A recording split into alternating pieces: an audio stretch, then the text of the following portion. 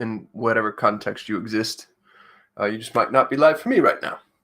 I'm going to ramble for a little bit because for whatever reason, the live stream software that I use takes some time, I've noticed, to actually start streaming live. So this may not actually be live. It just told me that it's live. As I have promised, I'm going to be going live every Friday. I'm going to aim for 9 a.m. Arizona time. There has been some folks in our community that say the afternoon is a little bit better. I'll try to do that at some point, maybe make a shift, but right now that's just difficult given my schedule. So here I am. I'm going to answer questions, respond to comments, tell jokes, anecdotes, allegories, entertain. People will laugh, cry, be touched. Lives are going to be changed, y'all, today, here, now. The first thing I want to talk about, just while I'm waiting for people to trickle in, and by the way, this is really supposed to be for you. Like, it only makes sense for me to go live if I can answer questions that you have. Otherwise, I'll just record stuff. So, as if you do end up here at any point, please feel free to ask whatever questions you have. Don't be shy. But while I'm waiting for questions, I want to talk about why I hate Facebook and how much I hate Facebook, which is all the much. Like, as much as anything can be hated, is that's how much I hate Facebook. We had a Facebook business manager account that Facebook disabled, and they disabled it, and the message they gave us was really weird and cryptic. I didn't understand it at all. And we went through all of the proper procedures and whatnot to get it back up and running. And then Facebook permanently disabled it. Now, here's what's interesting about this. A couple of notes just from the outset. We had 50 some odd accounts in there. Some of them active, some of them not. We're not a Facebook agency. We're a Google Ads agency. We used to offer Facebook ads. I pulled the plug on that as Facebook got harder to contend with. But we still had some legacy clients left over. And then every now and then we'd like run remarketing for a client or do something, ad hoc. So we've got these Facebook accounts.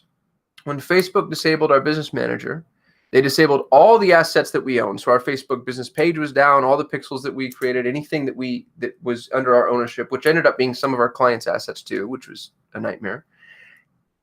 But worse, the accounts that we didn't own, if they had ads running, the ads continued to run.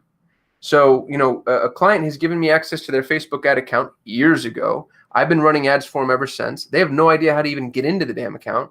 And Facebook disables our business manager, doesn't pause any of the ad accounts. And so now I've got a bunch of runaway ads, no way for me to impact them. And I'm reaching out to clients who have no idea how to get into their own business manager, which isn't an insurmountable problem, but it was still just so violently irresponsible. So Facebook disables our business manager. We go to jump through all the hoops. We do the chat thing, support remediation. I've got a friend he's a high up agency. I reached out to him. He reached out to his agency manager within Facebook, et cetera, et cetera. We get all the way to the end of this long, arduous, tedious process. And they say your Facebook account has been permanently disabled. It's gone forever. And there's no more opportunity for remediation. Like we've made our decision, basically. It's final. Bam, rubber stamp. And so I was just like, all right, we've lost our Facebook business manager. That sucks. Now, think about that for just a minute. What if I was a Facebook agency? Like, you just put me out of business. You just like wholesale, and I mean, you could roll up another business manager, I guess, if you want to, but what an irresponsible thing to do without any explanation. Before, during, or after. We still have no idea why it was disabled, why it was penalized, why it was taken down. Here's what's insane. The head of our technical team, his name's Yvonne, really, really, really brilliant young man. I rely on him heavily for a lot of stuff. He went back through Facebook chat, and to be honest with you, I don't know exactly how he did this, but he got the business manager reinstated. It happened today. So now here's Facebook saying, oh, we took you down because you're obviously bad people and you're doing nefarious things. And incidentally, I used to teach Facebook compliance. Like, I know this stuff. I won't say better than anybody on the planet, but like top 5% for damn sure. So there's no way that we did anything that would warrant that response. I mean, maybe we did something within one of the accounts that broke the rules or whatever, but there's no way we did anything that would warrant that response. There's no warning. There's no opportunity to cure. There's no explanation after the fact. They're just like, we don't believe that you comply with our community standards. We're disabling your business manager entirely. And then Yvonne goes back through just the normal support chat channels ends up getting connected with somebody that I guess was a little more helpful than the others, and then they bring it back. That almost pisses me off more. It almost pisses me off more. It's like, just, I mean, this is a $1 trillion brand, y'all, and they're making decisions like they're toddlers, and these decisions like impact real people.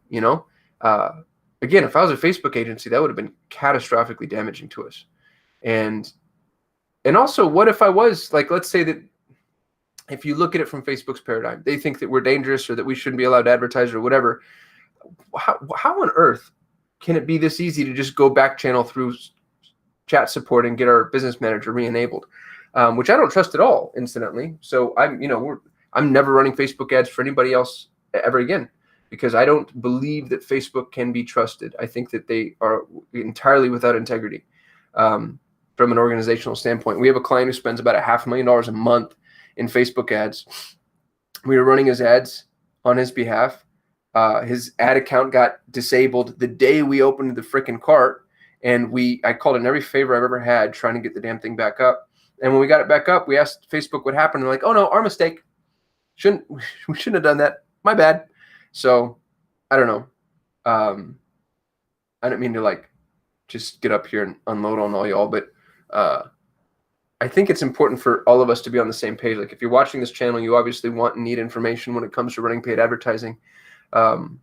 Google has its issues, but at a minimum, you feel like you're dealing with a real organization that, will communicate, has some level of transparency in their rules. And I know that there are some exceptions to those, but it's really night and day. Like, the things that Facebook has done so far, just the things that I've seen personally.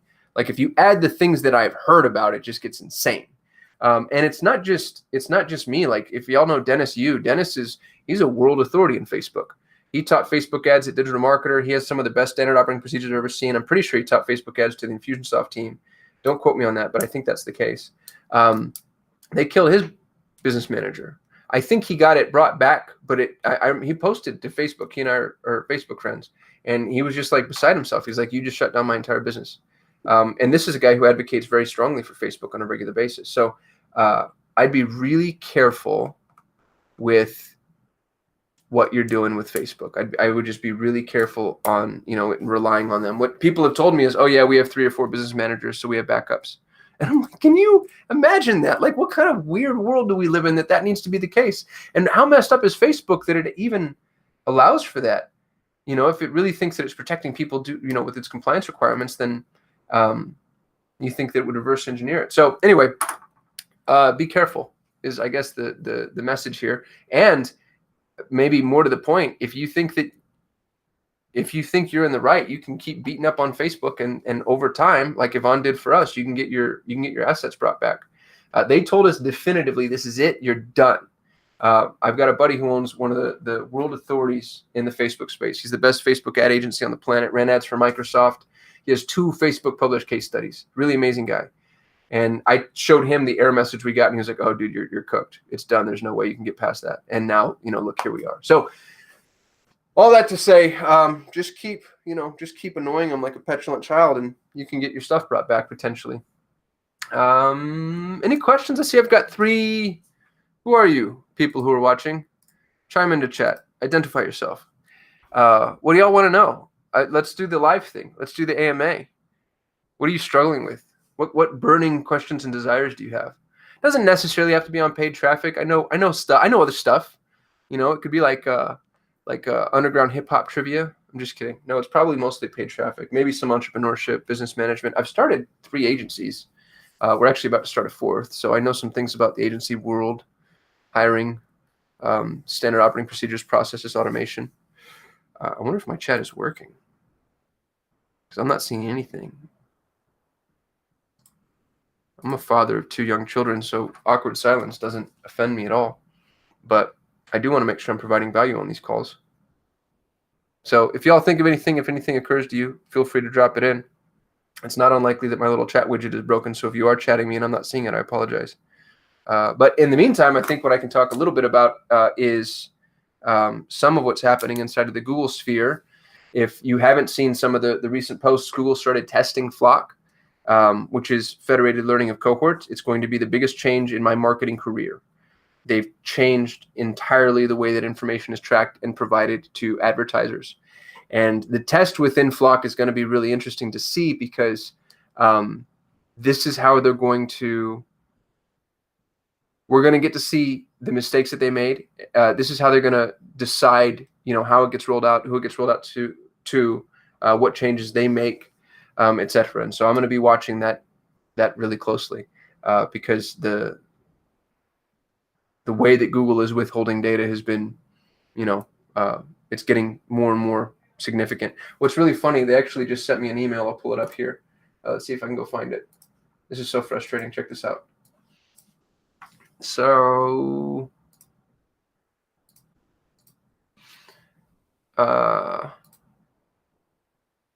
here's Google. I'll zoom in a little bit.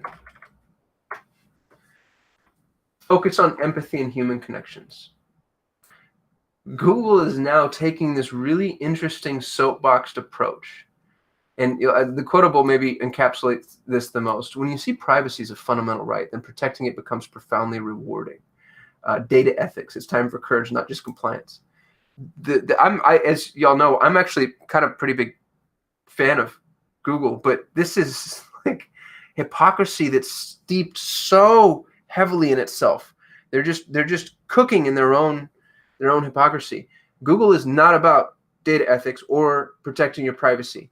Every single Google product in existence is meant to compromise your privacy in exchange for data. That's the point. That's why Gmail is free. Think about the value you get out of Gmail. Microsoft 360 is expensive. Most email clients are expensive. You get Gmail completely free with massive amounts of storage, and you do that because Google wants to see what you're saying. I mean, that's like that's the most fundamental attack on privacy I've ever seen. Like, I want to see all of your private conversations and catalog them categorically so I know how to advertise to you. Oh, by the way, privacy is a fundamental right. I'm not trying to beat up on Google too hard, but it really bugs me that this is the approach that they're taking. They're trying to pretend like the things that they're doing, like with Flock or the deprioritization of third-party cookies. They're trying to pretend like it has something to do with them wanting to protect privacy. This is a full-on PR campaign, and that's it. Google has all the data, and they're talking to us about the prioritization of first-party data. Well, they have all the first-party applications, so Google will have all this good stuff. But what's interesting is they're not wrong here. What's going to happen to all advertisers, you, me, and everybody else, is we have to stop being lazy now. Messaging, content copy, the funnel, the way you nurture prospects, all those things just became, they've always been important, but they came infinitely more important, absolute mission critical. Because without them, you're not going to be able to advertise the way that we've been able to advertise. In the past, and when I mean the past, I mean like 90 days ago, we used to say, oh, Tom's ready to buy something. Let me go put the thing right in front of Tom, and bam, we're good to go. And Google is disabling that. This is the first time in the history of online advertising that we've walked backwards in our ability to identify who prospects are and what they want, which is kind of nuts. I'm getting some chats. This is awesome. So Victor, that's so incredible of Facebook. Recently, I've been having a lot of issues with the Pixel since the iOS update. Conversions not available or not showing up, even though I know I'm getting results. Yeah, we've had some similar issues. Out of curiosity, Victor, did you verify your domain name? Because I noticed that we had a significant increase in performance once we did the domain name verification, which I actually think now, and I couldn't tell you because my business manager's been disabled, but I think now it's a prerequisite. When they made it available, it was optional, but recommended, and now I think you have to do it. And then iOS 14, I mean, we're talking about what Google is doing is self-imposed, and they're rolling it out over the course of a year. What iOS 14 did, if y'all don't know, it took the amount of Facebook data and cut it down by whatever percentage of people aren't willing to press yes, you can track me, which I think is going to be significant. The study that I read said 80-some-odd% of people are not going to opt into Facebook tracking from a mobile perspective. So what that means is you're losing 80% of that data. And then what's really interesting too is Facebook made the decision to match all of the data acquisition across its entire ecosystem, which I won't argue with that. I don't know enough. I'm not smart enough to even begin to indict that. But they took they used to have a 28-day attribution window. They took it down to 7. So you lost 75% of your data overnight. And they're forcing attribution now, which is really interesting. So, what's going to happen to us Googlers, by the way, is you're going to see a lot of people moving into Google from Facebook. You're going to see a lot of brands that, especially YouTube, I think, but you're going to see a lot of brands that are used to being able to make it rain inside of Facebook, and it's not going to work. The same client that I mentioned earlier, who spends about $500,000 a month inside of Facebook, we saw his CPMs quadruple. And now there's a bunch of reasons for that. I don't have enough data or enough clients to tell you, whether or not that was an anomaly or if I saw that across the board. I do have some friends in the space that say they saw it across the board. But what that means to me is advertisers who used to be far more effective when they had their 28-day attribution, when it was brought down to 7, they weren't able to make the optimizations they're used to being able to make. And so they needed to bid into efficacy. And whenever you try to buy efficiency, costs go up by nature. So Facebook traffic just got way more expensive by my count to the tune of 4x. Now, will it stay that way? Probably not. I think things will level off. But as Google advertisers, be aware that you might start seeing a rush into Google and some other networks. So it's something really worth paying attention to. Anthony says, could you make a video on setting up feed rules on Google Merchant Center? I get no free product traffic unless I set up rules, and I'm not sure if I'm doing it right. Yeah, I'm not very good at that, to be honest with you, but I could probably go. I'll talk to a member of my team, Anthony. Let me make a note for myself here. Feed rules for Anthony. Cool. So I'm going to go to school on that myself. I've got a couple guys on staff that are like assassins in the e-com space. I tinker with Google Merchant Center, but it's not where I spend a ton of my time. So let me go learn it first, and then I'll shoot a video, or maybe I'll get a member of my team to shoot videos. Thank you for that question, by the way. That's really actionable for me. Various, how successful are discovery ads compared to normal search ads? Man, discovery has been amazing for us. Discovery sucks for a few reasons. You don't have the same ability to limit where you're shown and in what context.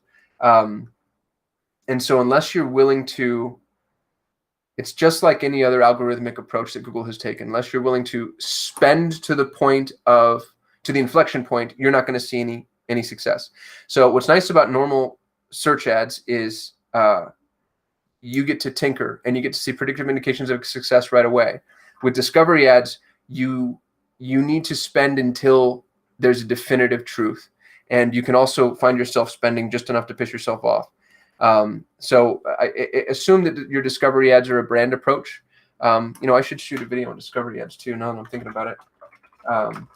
I wouldn't run discovery ads standalone. I think that they can be used in conjunction with other things, but they're really cool for awareness building, finding additional prospects or pockets. So if you've reached a cap, then I think discovery ads can really help you.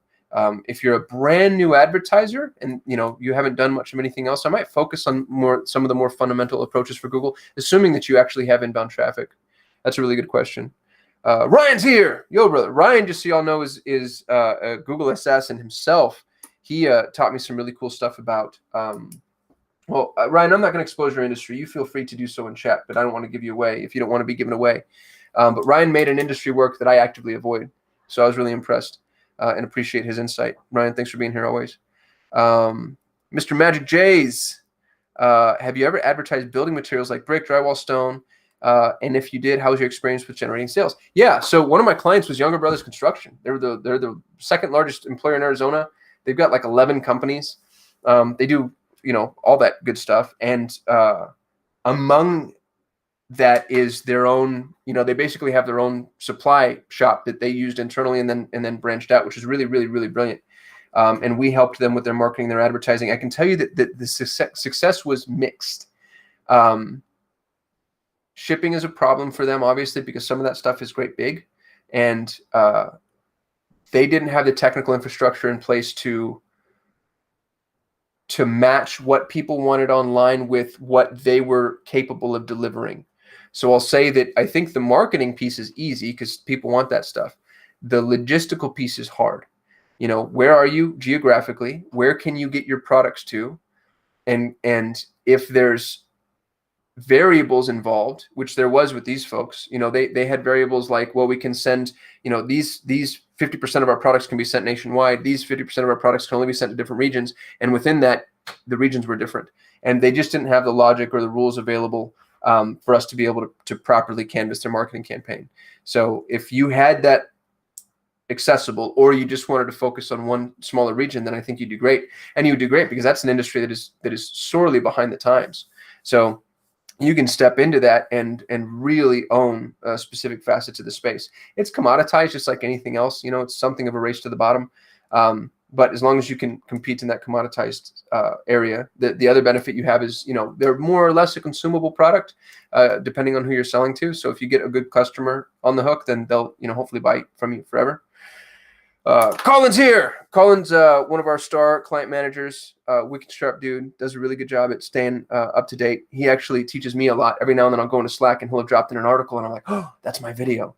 Colin says, what's the best way to scale search campaigns? Oh, man. So look at your search campaigns on multiple axes. You have the amount of search that's available and accessible to you as your campaign currently stands, which really means your keywords, your terms, whatever it is that you're bidding on, and your market. So terms plus market, which means your geography. So if you're trying to scale search campaigns, what everybody wants to do is they want to add terms, which I don't think that should be your first step. I think that before you do that, I think that trying to find out how to get the terms that are performing, basically see how deep the well that you currently have goes. See how deep that well goes, because it's really easy to say like, oh, I made this successful. Let me go find other things that might also be successful. What I'd rather see you do is, oh, I made this successful. Right now I'm at 30% impression share or whatever. Well, there's some room there. Now, you and I both know that as we scale up from an impression share perspective, there's self-imposed inflation that also impacts the ecosystem that modifies the way our campaigns perform. But I'd much rather go there than, start going back to the drawing board and deciding new keyword profiles. So the first thing I would do is expand those keywords inside of your current market. The second thing I would do is see if there are other markets available and accessible to you, because proven keywords in a new market is more effective than new keywords in a proven market. And I think that's because it's the search term, funnel approach, that whole narrative between the terms that we choose, the ads that we use, the landing page. That's a hard thing to prove out. Markets tend to be generally analogous. And a lot of businesses don't necessarily think that way. If you're a regional business or, local, regional, even national, sometimes opening up a new region, like if you're all of North, all of the US, let's say, opening up Canada might not be as difficult as you think it is. Or if you're just the Southwest United States, opening up, the remainder of the country, I would look at scaling the business first, assuming that that's even viable. And then, of course, you have the opportunity to scale. What's nice is once you've qualified search from a conversion perspective, my experience has been that Google trusts you more. And so when you go run keyword mining campaigns where you're trying to find new opportunities, for whatever reason, they tend to qualify a little bit better. How was that for an answer, Colin? Did I dance around that too much, or was that nice and definitive? Ryan says, have you had success with AdWords display ads versus search ads, CPC conversions, etc.? Yeah. So we don't use display the way that we should. I think that display is the biggest missed opportunity in the realm of Google Ads. The Google Display Network reaches 90% of all internet users on the planet. Think about that for a minute. What else reaches 99% of all internet users on the planet? I don't think there's anything. And 65% of those users are reached daily. So the Google Display Network is the most prolific thing on the internet, the most prolific front-facing thing on the internet anyway.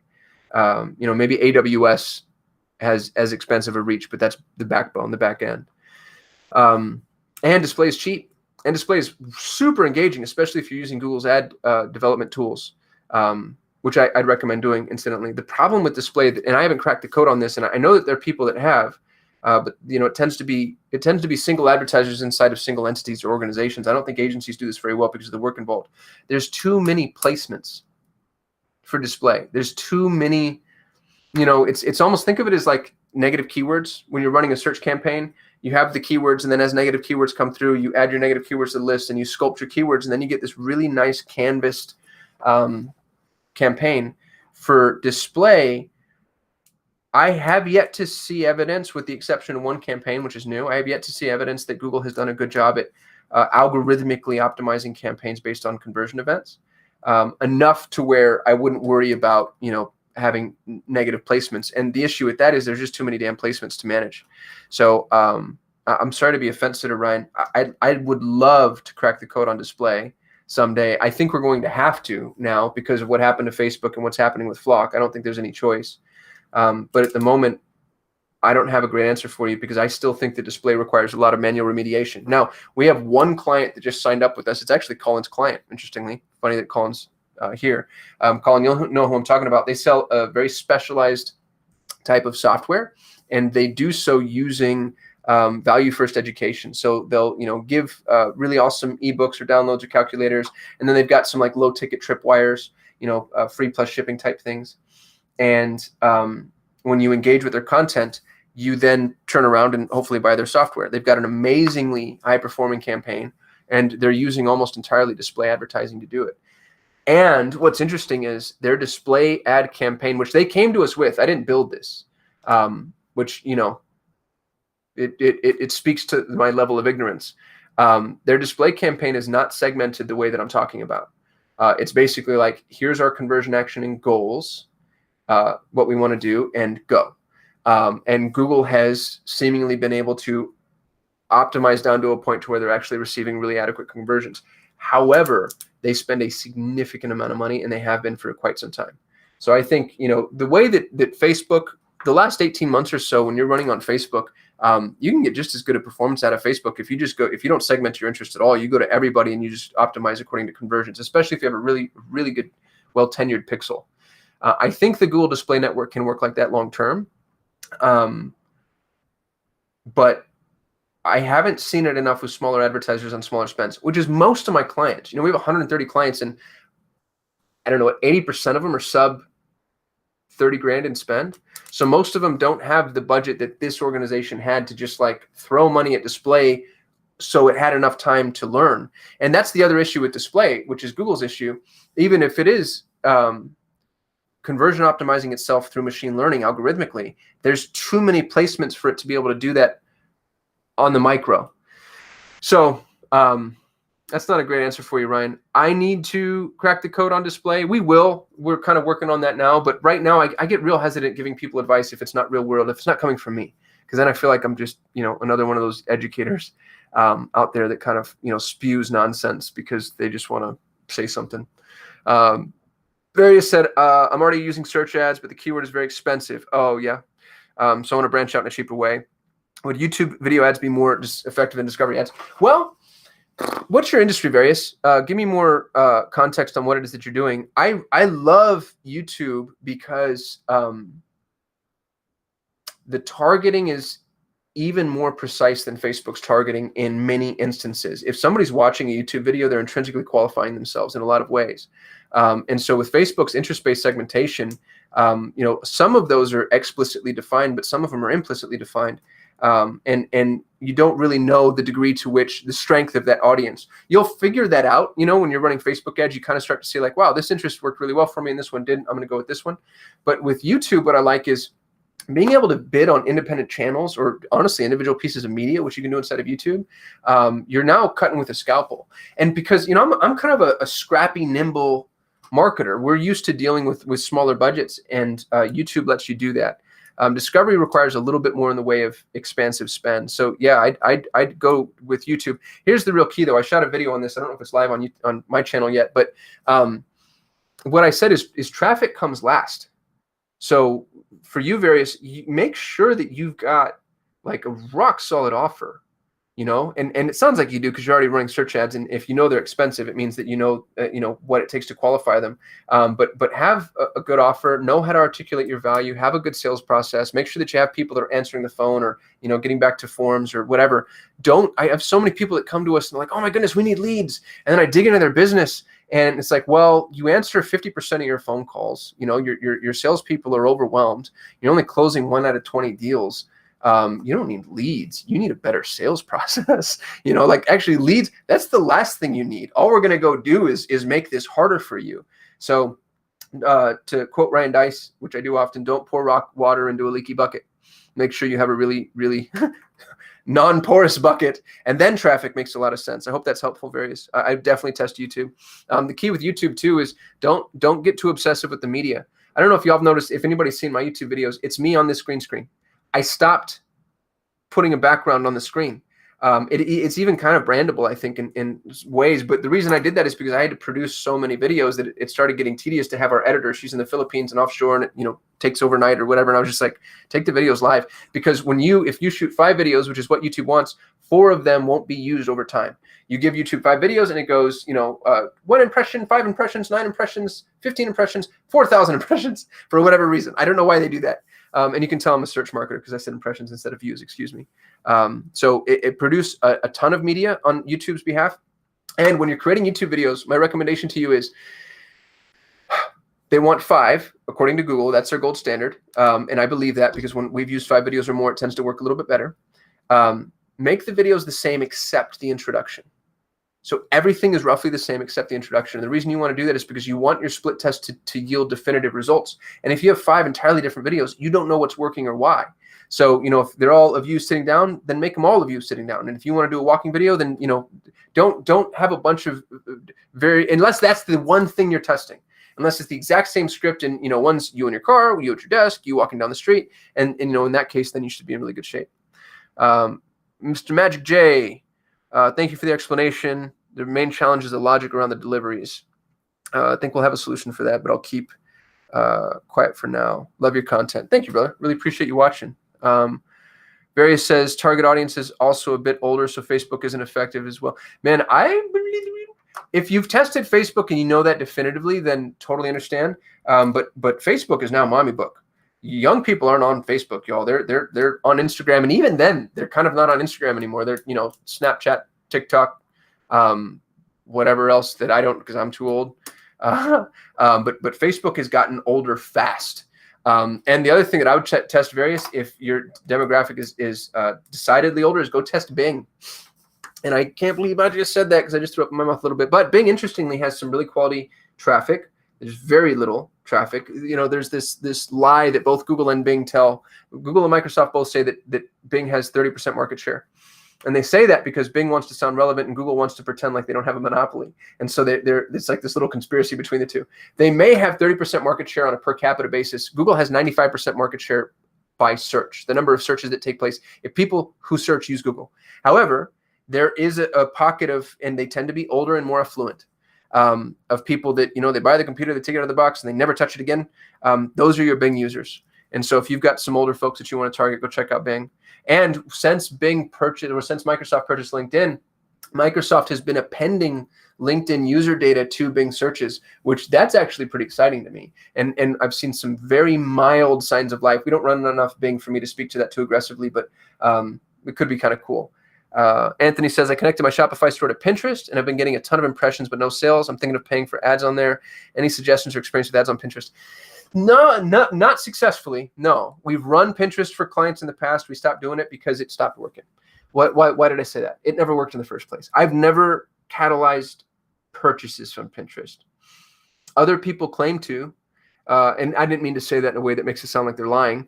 I would just say go track those people down. I think Pinterest is probably really good for awareness building, top of the funnel. I don't think it's a direct response network.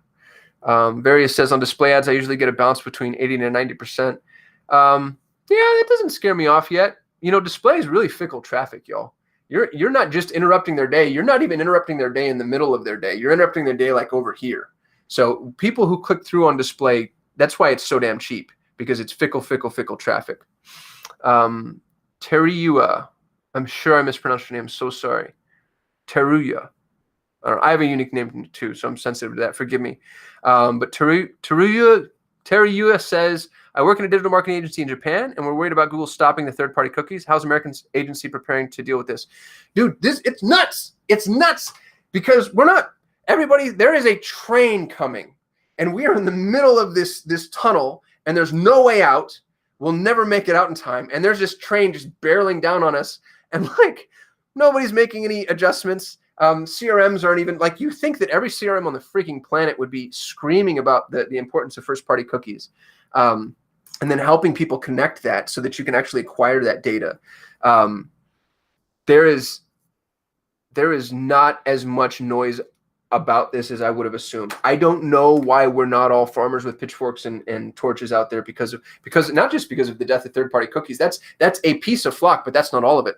Flock, the federated learning of cohorts, is going to take away your ability to track an individual user and replace it with a view into a group. So it'll say, hey, Flock 1105, which could be thousands of people, somebody or people from Flock 1105 may or may not have come to your website, may or may not have taken some of these actions, and the entire time they're sitting in what's called noise. So, we're losing third-party cookies, which is catastrophically damaging, but at the same time, we're also losing the ability to use the first-party information that Google used to make available and accessible. So I don't know how to prepare for this outside of saying that what Google said earlier in the article that I pulled up, we need to go full funnel, and you need to prioritize first-party data acquisition. We're working with an organization right now. I might start promoting them a little bit. They help with this. They help with multi-channel attribution, user tracking across multiple devices, things like that. But on a first-party level, so that you actually own the data. So there's a major hole to be filled here from a software perspective. And as soon as somebody cracks the code, and these guys might have done it, I'm hesitant to drop their name because they're still in beta. But as soon as I feel confident with their service, then I'll start pimping them out a little bit more. They could carve out a really handsome place for themselves. Colin says, do you think cracking the code on display comes down to targeting? Topics, DSK, audiences, demographics, placements, all mixed for testing. Yeah, I think that's a really brilliant assumption. I think that there's going to be a industry-specific template for display that, like, if there was a display-based agency that went industry by industry, I think they would crush life, because what you're saying here, Colin, makes a lot of sense. The problem is it's going to change on a per client basis. So, Colin and I have 130 clients, and we'd have to go test all of the assumptions that you just listed across every single client. But if you had clients that were in the same industry, like we have another agency that I own that only services Montessori schools. Well, if I crack the code on display for one Montessori school, it stands to reason that the logic would extend to all Montessori schools. So I think that display could be very industry specific, because everything that you just outlined, really, topics, DSK, audiences, demographics, placements, it's all industry specific. Good question. Starlift installment for elderly people. Stairlift installment. Okay, so Various does stairlift installment for elderly people. Oh yeah, dude, go hit Bing. Go hit Bing hard. That's not slightly older. Like you're going geriatric on them. Go hit Bing for sure, and let me know how that works out for you. Anthony says, my company sells outdoor home products. I just checked where ads showed on my Google Smart Display, 90% more kids' YouTube channels, excluding them now. So this is exactly what I'm saying. What Anthony just said is exactly what I'm saying. When you're running, and this is, discovery, smart campaigns, outbound, whatever. When you're running these campaigns, you're going to be on all these placements that just aren't relevant to you. And we found the same thing, by the way, Anthony, when we're running on YouTube for clients, you end up on just the weirdest channels. And there are ways to exclude within YouTube categorically, which I would recommend you looking into, Anthony, because I don't know if you can exclude all children's channels, but I'm pretty sure you could get pretty, at least put a great big box around it. Yvonne says, can I really ask you anything? Who's the best employee you ever had? Gosh, that's so hard because I've had so many good ones. I can tell you who the worst employee I've ever had is. She's just a nightmare. He thinks he's funny. He looks like Harry Potter. He's mean. He's mean to me. He brings knives to conference calls. I'll tell you about him later. Fady says, I run Google Ads campaigns, but the leads we generate aren't good. My client feedback isn't good. Leads don't sign, wrong information. So this is the epic battle, Fady, between sales and marketing. I had a client, just an anecdote real quick. I had a client who's in the construction space, big business. Well, not a small business. He did $8 million a year gross revenue. So, sizable. And we were running ads for him. And I thought we were crushing life because we were making it rain with leads. And he called me up and he's like, dude, I got to cancel. Nothing's working. We're not closing anything. This is horrible. And I was like, oh, I'm sorry to hear that. So because we're data nerds and the best agency on the planet, we track and record every single phone call that our campaigns generate. I know of one other agency in the world that does this, y'all. Every client that works with us, assuming that they approve this, we track and record every single phone call. And I have people on staff. We have 2 full-time people on staff that do nothing but listen to and score phone calls. It's a rough job, but they're good at it. Shout out to Harsh, by the way, who's leading the charge on that department. He said, I need to cancel my leads are crap. I was like, I'm so sorry. If you don't mind, let's pull up call tracking metrics and listen to these together. We start listening to the phone calls that we're generating, and it was laughably bad. He had a sales guy who I'm pretty sure was his brother-in-law.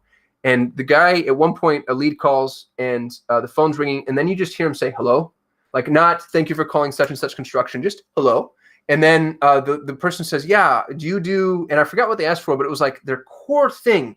It was like, they did something with water damage. And the kid goes, he was a young man. He's like, oh, yeah. Can you call back tomorrow? I'm in my living room. Like, I don't know why they would need that piece of data, but that was the exact quote. And so instantly, the gentleman who called me goes, all right, point taken. He still canceled because he didn't have anybody else to take the calls. But Fede, you are in a situation where you need to manage the expectation with your client as to what it is that you're responsible for delivering. And if it's a quality lead, make them define quality. When I ran real estate investment campaigns, we defined a quality lead as a person with a piece of property looking to sell. That was it. Doesn't matter how much equity they have. It doesn't matter how motivated they are to sell. As long as they're a person with a piece of property looking to sell in your target geography, that's a lead. And you're always going to run into the struggle. I run into it now. We have clients that are like, oh yeah, the leads aren't very good. And in my mind, I'm like, man, I don't know. They went to Google, they searched for exactly what you're offering, and they filled out your form. How much more do you want me to do? That's why I like e-commerce campaigns, because they go to the site and they buy, and I can prove that. And I'm like, this person clicked and then they bought. I won. Lead gen is tough. What's the best way to get quality leads? You want to do high commercial intent search terms. So, and there's qualifier terms to think about. Like if somebody searches for Google Ads agency, that's not a bad search term for me. They search for best, top, or now. Those little teeny tiny qualifiers are phenomenal terms for me. I'll bid 40% more for somebody searching for best, because I know A, they've probably been burned in the past, but I know that A, that they're looking for quality, and B, that they're willing to pay. And I'm expensive. If you talk to 10 Google Ads agencies, I'm more expensive than 7 of them. So find your qualifier key phrases, Fede, and then focus in on those. Various says, is LinkedIn B2B marketing still as expensive and ineffective as it used to be? Yeah, dude, I've never made LinkedIn work. LinkedIn's so funny. Here's the joke. I've told this story often, so if you've heard this before, forgive me. But I can be running a marketing campaign. Let's say that you're running a marketing campaign with a really tight segment, okay? So tight geography, type avatar, whatever. And you go to Google and Facebook and LinkedIn, and you give a little bit of money to all of them.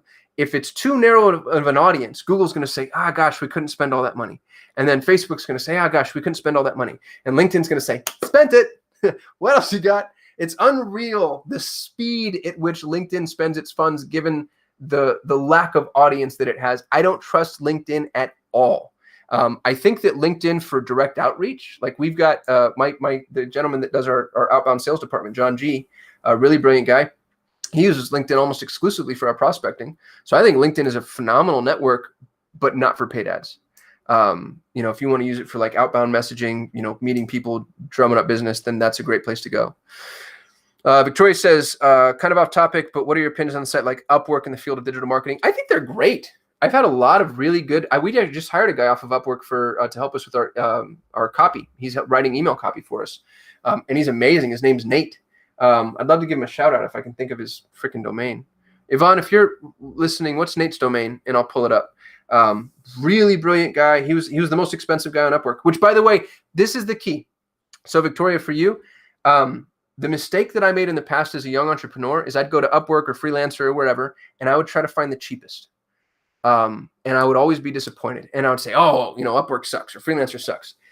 I do the opposite now. I find the best. And that generally means the most expensive. Not always. But, we live in the capitalistic society where, that tends to be true, right? So I go find the best. And, I'm paying this guy $125 an hour to write email copy. You can find an email copywriter on Fiverr for $10 an hour. But 1 hour of this guy's time is worth 50 of anybody else's, just given how smart he is and what he knows about psychology and how good he is at what he does. And honestly, the other thing that's really cool about this is when I started doing this as a habit, when I go find the best of the best, what it does to my network is amazing. I ended up in a really sticky spot. This was 8 or 9 years ago. I had an SEO client when we were still offering SEO, and I was really good at SEO at the time, but there was this nut I could not crack no matter what I did. And they were one of my most important clients. And so I went against my grain at the time, which is trying to find cheap help. And I found the world's greatest SEO. It's a guy named Michael Kasim. Michael Kasim. And Michael Kasim is the world's foremost authority in the space of SEO. If you need SEO, reach out to Michael. Know that he's expensive, though. He's $350 an hour. And I hired Michael for this one job. And what was insane about it is it took Michael like 90 minutes to solve a problem I hadn't been able to solve in months. And when I started hiring Michael subsequently, even though he's more expensive per hour, it was actually cheaper by the time the project was finished.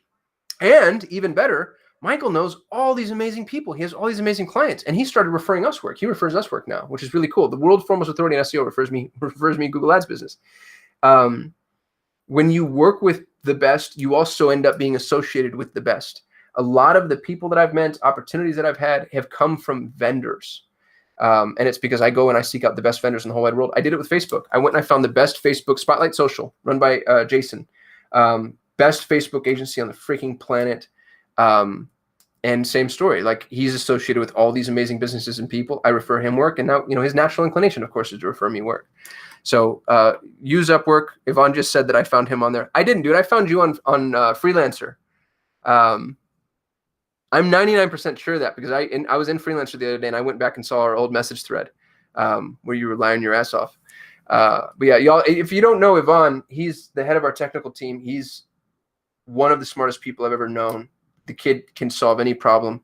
And he's been a phenomenal hire for me. He runs entire facets of my business, and I found him on Freelancer. But to the point that I just made, and Yvonne, correct me if I'm wrong, I also worked very hard to make sure that I paid more than anybody else was going to pay him, because he was very talented. So, reward people for their work, y'all. That's a really good rule in life. It's a horrible place to be to worry about money. So I like to build an ecosystem and environment where people aren't worried about, like, you get to take that off of the table. Now they get to focus on the realm of genius. Fetty said, thank you. Absolutely. Do you recommend to use only search ads or display because these are trash leads? No, I do. So you can use search and display, use them separately. When you go build a search campaign, Google automatically opts you into the display network, which just shows you either A, that's a crazy nefarious thing for them to do, which I don't think they're like scam artists, or B, they do not understand their own system. So you can use search and display, use them separately, because display will bring in a bunch of trash leads if you're not careful with it. B2B Bandits. So I went and I hired Nate over at B2B Bandits. Thank you, Yvonne. So if you need copy, specifically email copy, this is my dude. He's unbelievable. And I've just been so impressed with him and his team and everything that they've pulled off. They've got a crazy waiting list. So like, watch this. If you go try to meet with him, they say, notice we have a 2-week backlog. I guess that's not horrible, but really cool company. Not inexpensive though. $125 an hour for copy. That's nuts, but I'm going to have the best copy, and that's really important to me. Thank you, brother. Various, what should the end screen or final CTA be in a YouTube ad video? Should there be like 10 to 20 extra seconds with arrows in the video pointing to the clickable ads? I don't know. I'm not great at YouTube advertising, to be frank, which is funny for me to say because we've actually been really successful with it. I think the reason we've been successful with YouTube ads is because we don't do any of that. We provide a massive amount of value up front. And I think that if you've read 7 Habits of Highly Effective People by Stephen Covey, just out of curiosity, who's read that book? Drop it into chat for me. Who's read 7 Habits? That's my favorite book of all time. Like if I had a Bible to offer my children, it would be the 7 Habits. I think it's amazing. And one of the things that Covey talks about is the difference between the character ethic and the personality ethic. And, the character ethic asks, how do I get people to buy my product? No, the personality ethic asks, how do I get people to buy my product? The character ethic asks, how do I provide the maximum amount of value to people? Personality ethic is one of those like tactics where, hey, if you shake people's hand, but you do it overhand, you establish dominance. Personality ethic is all very surfacey. Character ethic is just, it's rooted in principles. It's all the stuff your mom taught you. And I think that, and not to bash your ideas here, Various, but I think that from an advertising perspective, we all need to shift back to the character ethic, because the personality ethic asks, oh, what color should my call to action be? Where should I position my ad? Those types of things. Does this image work better than that image? And there's a place for that for sure. I'm not saying there's not. But first, at the root of it, what you need to do is buttress that with character. Like, just provide a massive amount of value in your videos, and you're going to find that people engage. And my videos aren't good from a quality perspective. I got weird, long, stringy, messy hair. I say ums and ahs all the time. I always forget to look at the camera, which is something Yvonne has reminded me of. But I do my best to give away as much value as I possibly can, and people engage with it. So I wouldn't worry too much about the technical components. I think that those are things that you could revise later, but I would just make sure that you're giving. Always give. Digital marketing is relationship building online, and the best way to build a relationship is to give. Give more. Give first. Give last. Give often. I hope that's helpful. Nupur, this has got to be my last question because I've got 4 minutes left. What's the best way to track Google sales accurately? I've been missing out on data. Yeah, dude, you, me, and the rest of the world. It's tough. So according to Google, over 30% of all conversions are what they call assisted conversions, which means they're non-trackable. And that's because people are using different devices, clearing their caches, session IDs get dropped, whatever. You want to make sure that you're dropping UTM and GCLID parameters. Anytime somebody clicks on an ad, you want to make sure that you're capturing UTM and GCLID parameters upon conversion, which is not difficult to do. It's a little tedious, but it's not hard. There's also ways for you to capture information from a first-party perspective that are a little bit more advanced that you need a tech stack with, but make sure you have proper conversion tracking set up. Use conversion tracking. I like to use Google Tag Manager. Use the Google Ads conversion tracking. Don't rely on Google Analytics. You want to use Google Analytics conversion tracking, but reconcile against Google Ads. Don't replace it. And then realize that you are missing out on data, and that's an expectation to manage with your client. And the other thing that's really funny too is when you're running Google Ads, like I'm running Google Ads for a client right now, and you notice that their direct, the conversions from the direct traffic source are super high. If I turn off Google Ads today, in 2, 3, 4, 5 days, their conversions from the direct traffic sources are going to fall. So what Google Analytics tells you tend not to be the case. Fedi has to jet. Thanks for coming, brother. Various is going to go read 7 Habits. I'm glad this was helpful for you. Magic Mike, Magic J, I'm gonna sneak your question in. If you think hiring expertise, if you think hiring an expert is expensive, just wait until you hire an amateur. Yeah, that's exactly right. Good comment. Cool, y'all. Super grateful. We had 20 people on this live stream at its peak. We're looking at 16 now. That's amazing. That's amazing. I really appreciate everybody. This has been such a phenomenal community for me. I had no idea. I mean, we have less than 2,000 subscribers, and yet we get like 1 or 2 YouTube leads a day, which is super cool. It's not why we did the channel.